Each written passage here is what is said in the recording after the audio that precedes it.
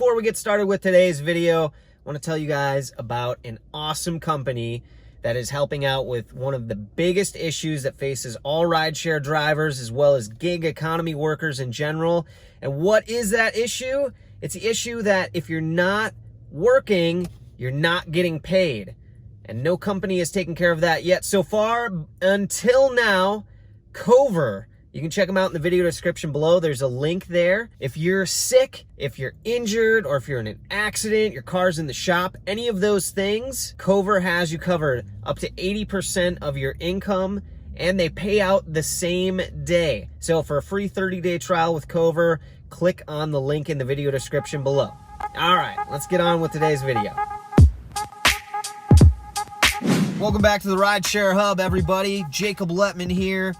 More videos coming to you about all the things that are going on with the craziness, sickness spreading across the country, across the world, and we're just trying to keep you updated on all the information that we have in all the ways that we possibly can. So thanks for being here with us. Hope you're taking stuff away from our videos. Really very sorry about our rideshare drivers out there that have been severely impacted by this, especially financially, and that's what we're talking about today. We're talking about so many Uber drivers that are quitting driving nationwide, and why that is, and what they're doing, and what can you do, you know? So Uber drivers are quitting nationwide pretty rapidly. Uber released some statements saying that in their biggest cities, ride requests are down 70%. So even if you're full-time, or if you were a full-time rideshare driver, that's probably not going to happen anymore. If you were a part-time rideshare driver like me, like even 20 hours a week, boy, my girlfriend, she drives, she waited 2 hours for a ride request to come in yesterday. Came in on Lyft, and that's how dead things are here. Restaurants are closed, bars are closed, sporting events are done, schools are closed, business professionals are staying home, not traveling for business, a lot of people not traveling at all, so airport traffic is down. They're giving out penalties to people who are breaking the law right now. The rules are giving out tickets to people that are defying that. So things are weird out there right now, to say the very least. And so drivers that have, okay, let's back this up. So why are drivers quitting? Well, first of all, you're not making any money because ride requests aren't there. Second of all, you're taking your life, your hands, you're taking your life into your own hands, by giving rides and continuing to drive out there, because the people that we come into contact with, we don't know if they're carriers or not. And if you're someone that has, that is an older adult or has complications with your lungs or heart, or I think diabetes, they said, is some people who are susceptible, you're definitely staying away from driving. And, a lot of people, it's just scary. It's scary times out there. Worried about the sickness. The money's not really there. So drivers are quitting driving.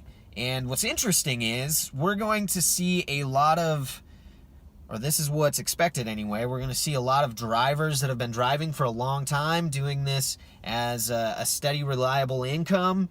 And now it's just like the carpet was pulled out from underneath us, and those drivers right away recognize that things aren't going to look at very well for quite a while, and so they're looking for new jobs. A lot of them are transitioning into driving for food delivery apps, or getting part-time work elsewhere, or trying to get full-time work elsewhere, getting out of the driving or the gig industry in general.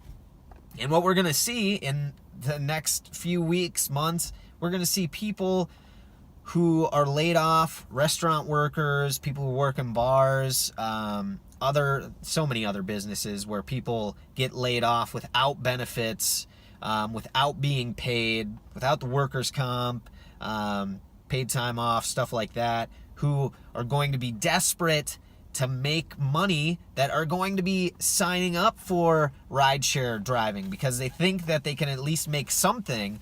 And the fact of the matter is, even when they do that, they're going to have a rude awakening to find out that there aren't a lot of rides out there. Now, if you need something that's part-time, that'll bring in any sort of income, that'll work. You know, that's something. At least you're going to be doing a lot of sitting around. There's going to be a lot of people that never experienced rideshare driving when it was, I guess, in its prime. It's sad to say. Rideshare driving in general already was so iffy. There were so many things, so many pros and cons to it, right? You guys all know. You're drivers out there. So many costs associated with it. Putting so many miles on our vehicles. Running them down. The pay always be... the pay scale or the way that they determine how we're paid always changing. The bonus structures always changing.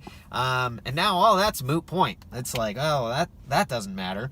But yeah, I think we're going to see a lot of people signing up.